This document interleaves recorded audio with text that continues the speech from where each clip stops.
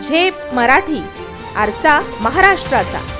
पाचकंदील परिसराला पुन्हा hawkers zone घोषित करा।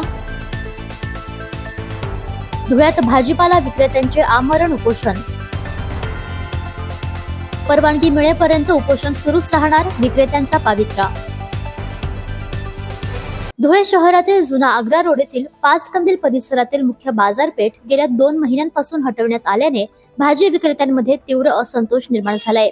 धुळे महापालिका प्रशासनाने हा संपूर्ण परिसर नो हॉकर्स झोन म्हणून घोषित केल्याने किरकोळ भाजी विक्रेत्यांवर उपासमारीची वेळ आल्याचा आरोप करण्यात आलाय। याच पार्श्वभूमीवर किरकोळ भाजी विक्रेत्यांनी आजपासून जेल रोड परिसरात बेमुदत आमरण उपोषणास सुरुवात केली आहे। पाचकंदील परिसरात पुन्हा हॉकर्स झोन घोषित करून आम्हाला त्या ठिकाणी विक्रीची परवानगी द्यावी, तोपर्यंत उपोषण सुरूच ठेवले जाईल, असा ठाम पवित्रा विक्रेत्यांनी घेतलाय।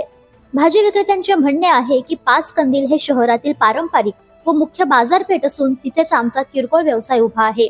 अचानक आम्हाला हटवण्यात आल्याने आमचे आर्थिक उत्पन्न बंद झाले असून कुटुंबियांवर उपासमारीची वेळ आली आहे। गेल्या 3 महिन्यापासून या ठिकाणी हॉकर झोनला नो हॉकर झोन घोषित करण्यात आले आणि मुख्य बाजारपेठेतून काही विक्रेत्यांना या ठिकाणी अटकाव करण्यात आला आणि त्यानंतर आम्हाला जेबी रोड ऑप्शन म्हणून देण्यात आले प्रशासनाच्या वतीने। परंतु गेल्या 3 महिन्यापासून जेबी रोडला अवघ्या 20 ते 25 लोड गाड्या त्या ठिकाणी लागलेल्या आहेत आणि त्यांच्याही पोट भरण्याचं मोठं या ठिकाणी स्थिती गंभीर झालेली आहे। गेल्या 3 महिन्यापासून 700 ते 800 लोकांचा पोटमारा या प्रशासनाच्या आडमोठ्या भूमिकेमुळे होत आहे आणि आम्ही या ठिकाणी सगळ्याच हॉकर झोनच्या वतीने हॉकरच्या वतीने या ठिकाणी उपोषणाला बसलेलो आहोत। आजचा उपोषणाचा पहिला दिवस आहे। जर उद्यापर्यंत प्रशासनाने आमची दखल घेतली नाही तर उद्या पितृपक्षाच्या कारणाने आम्ही या प्रशासनाचं आणि या मनपा अधिकाऱ्यांचं पित्र घातल्याशिवाय आम्ही या ठिकाणी स्वस्थ बसणार नाही।